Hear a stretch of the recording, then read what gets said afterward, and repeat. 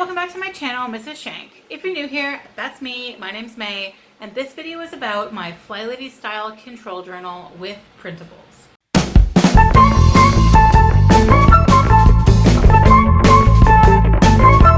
I have done a Control Journal video before, but this is an updated version, so it's less about Flylady and more about the Control Journal itself, and I made some printables to share with you, and I will show you those in just a sec.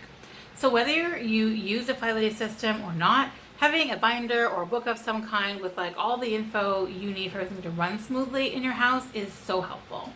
My original Control Journal had everything in it, and now it's just like routines and recipes more than anything else. I've talked about this in other videos, but the Flylady crash course, simply put, you just need a morning routine to sort of set the day in motion, and then an evening routine to prepare for the next day. And your home is broken up into cleaning zones. I won't explain the whole zone system right now. I'll link that if you're interested. But personally, I divide my home into 6 zones, and I clean one zone a day, and then I use that 7th day for meal planning and stuff. That is not how the original system is supposed to go, but it's how I've been doing it for many, many years. I started with Flylady in 2001, so it's been, anyway, I've made a lot of changes to it over the years. This is what works well for me. Okay, so Control Journal. If you have seen my Control Journals and other videos, you'll notice that this one is totally different. It's a different binder, but it's also organized differently. It has different stuff in it than my previous versions have had. And these days I use a daily checklist with it as well. And that's something I've touched on a bit before, but essentially I still use my planner. I just elaborate on what's in it now with a daily page. And that daily page is a central part of like my own planning. Okay, so here it is. The very first page is my block schedule, and the schedule page I think I'll make a whole separate video about, but the general idea is that you map out your day as best you can with block scheduling, and then that's always the front of my book. And then you can like stick it on your fridge or a clipboard or wherever, just as long as you'll use it. And a quick note, this video was made during the pandemic, so that's partly why my schedule looks the way it does, but that's always the first thing in the binder. Everything from this point on is laminated, so I can use them every day and just wipe them clean. So after my schedule is the daily page. I do keep all my detailed notes in my planner, so I can refer back to that when I mark this up every day. I've tried this with more detail, but these basics are all I really need aside from the zone list. So date across the top with a water tracker. My pineapple cup from my bestie is 16 ounces, so I use it every day, and then I aim for 5 of those. And I have spots for work here too. I basically have 2 jobs. One is like my day job, or I run the social media for a beautiful craft store here in Toronto called Unit, and my personal blog / YouTube channel, Mrs. Shank. Duh. Just keeping track of what needs to be done each day in both jobs keeps me focused. And then I've got a spot for my workout at the bottom, and then over here I have a spot called kitchen, just for cooking and baking that needs to happen that day, and then a miscellaneous area for random things like DAFs classes and other things for work, or if there are any, like right now I'm working on a sock for the store. So I fill this page out at night when I check my planner. And then I also make notes on the back of this page for other details, like I have homework help in today's MISC, but I have a list of the homework on the back of the page. Then I have 8 pages of routines. My morning and evening routines are first and together, obviously. I'm well into my day now, so the morning list is all done. It's pretty self-explanatory, I think. I used to totally separate the personal stuff from the cleaning stuff, but it's just easier and faster if I let them happen together. I like this routine because by the end of it, the laundry's done, the kitchen's clean, and that's a pretty good start to the day. And a quick note about my evening routine, it's gonna look totally different depending on your life. Like when I was the mom of 1 toddler, I would start this part of my day when it was his bedtime. I'd do dinner, bath, reading, bed for him, and then I would clean. And then when I was the mom of young school-age kids and a toddler, I would start this when they got off the bus from school, and it spanned hours. Like it included after-school snack, homework, dinner, bath, etc., etc. And then I would do my cleaning up stuff like after that.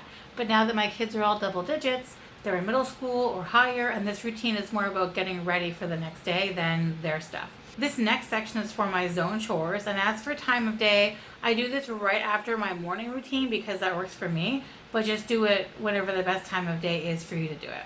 So my 6 zones are kitchen, living / dining, the girls' room, both bathrooms, laundry room, hallway / balcony, and then the master bedroom and a desk day. This is way harder to do with big spaces.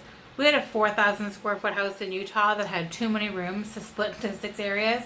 And we've had tiny spaces where we barely even had 6 areas, so your zone will look however it looks, it doesn't matter. These are the zones of this condo, and I'll show you real quick what those lists look like.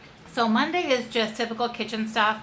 I try to do deep cleaning as it's needed, so I mentioned a little bit of that here, but I don't necessarily have to actually do them all every week. So Monday is the kitchen. Tuesday is the living room, which for me is a typical living room, but also a work/craft area. So all of that is included. And then going back to laundry, Tuesdays are when I wash all the blankets that cover the couch and all of Nacho's like pillows and blankets and stuff.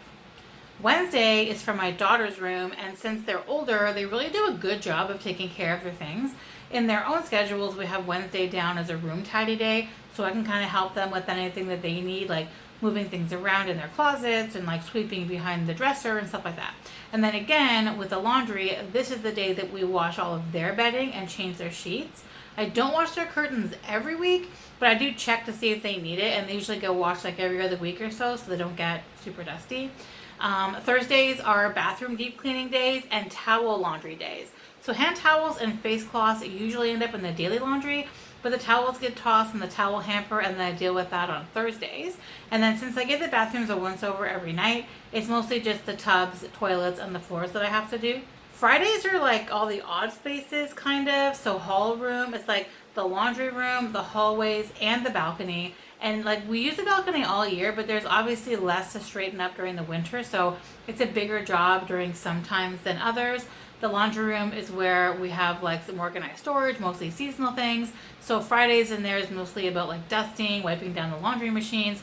I actually run a vinegar load in the washer and clean out the lint traps a little extra, like just stuff like that. And then also if there's any hand wash only knitting that needs to be washed, I like to do that then, and then just let it dry like on a towel on the dryer.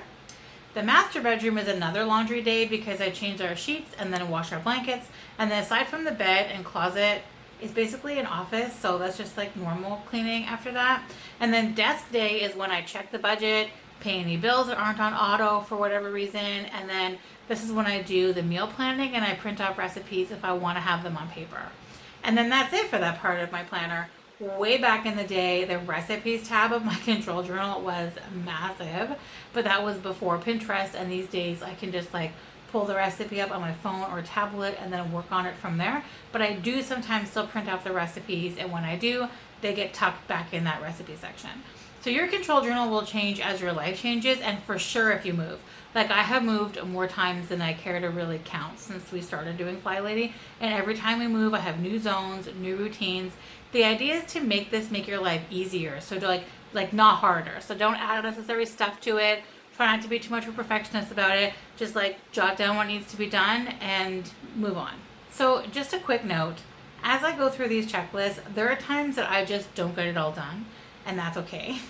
Because the opportunity to try again will come around tomorrow and the next day and the next day. I actually remember watching a vlog where someone would check off the things she did in that zone, and then the next time she got to that zone, like she'd still have those check marks there, so she would see the things she didn't do last time, and then she would do those things first, and I think that is so brilliant. Also, if I sleep in, which does happen from time to time, I just jump in where I should be and then go from there. Like if I get sidetracked by something, I just move on and then do my best. My goal is to get it all done every day, of course. And the longer I do it, the more I manage to finish each day. But I don't like beat myself up for not getting it done or force myself to get it all done. Like it's not a big deal if you don't get everything done every day. And after a while, you'll find things that work and things that don't. Like some things that used to make sense will become incredibly inefficient as your life changes. So always switch it up and try new things to find the thing that works for you. So I'm leaving you with my blank zone printables so you can add like whatever you're doing each day. I do recommend laminating them because then you can wipe them off when you're done and they're ready to use again. You can stick them in a binder, use those little binder clips, like whatever. Just keep them accessible. So that's that. Thank you for watching. If you like this video, give it a thumbs up to show some support. And if you're new here and you like these casual vlogs, subscribe to my channel for new videos and hit the bell so you don't miss any. Thanks guys. Bye.